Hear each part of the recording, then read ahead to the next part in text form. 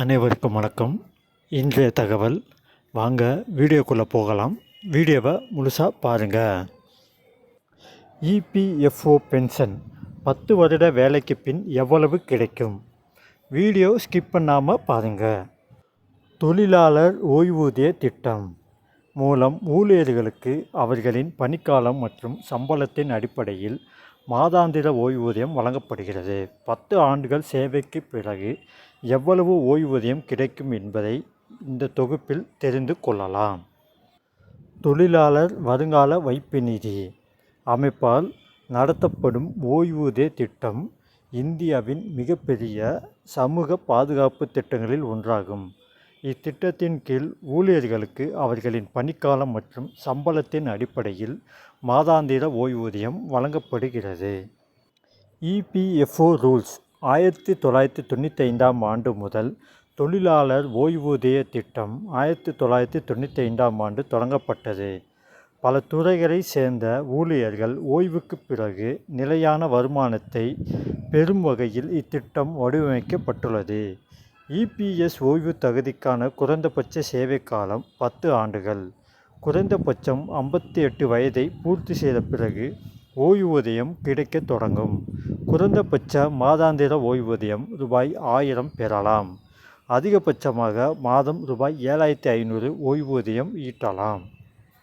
EPS pension குறைந்தபட்ச ஓய்வூதியம் 2014 முதல் குறைந்தபட்சம் இபிஎஸ் பென்ஷன் தொகை மாதம் ரூ.1000 என மத்திய அரசு நிர்ணயித்துள்ளது.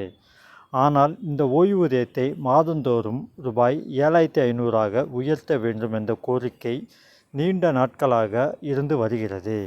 இபிஎஸ் ஓய்வூதியத்துக்கு தகுதி பெற தேவையான 10 ஆண்டுகள் வேலை செய்த பிறகு இபிஎஸ் உறுப்பினர் எவ்வளவு ஓய்வூதியத்தை எதிர்பார்க்கலாம்?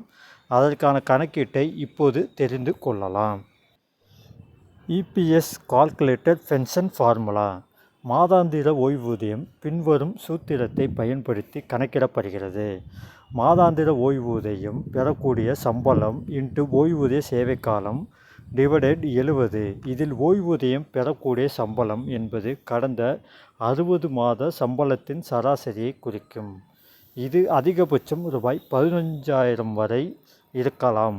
ஓய்வூதிய சேவை காலம் என்பது இபிஎஸ் கணக்கில் பங்களித்த மொத்த ஆண்டுகளை குறிக்கிறது. பென்ஷன் பிளானிங் 10 ஆண்டு சேவைக்கு எவ்வளவு பென்ஷன்? எடுத்துக்காட்டாக ஒரு பணியாளரின் ஓய்வூதியம் பெறக்கூடிய சம்பளம் ரூ.15,000 ஆகவும் ஓய்வூதிய சேவை காலம் 10 ஆண்டுகளாகவும் இருந்தால் அவர் பெறக்கூடிய மாதாந்திர ஓய்வூதியத்தை பின்வருமாறு கணக்கிடலாம்.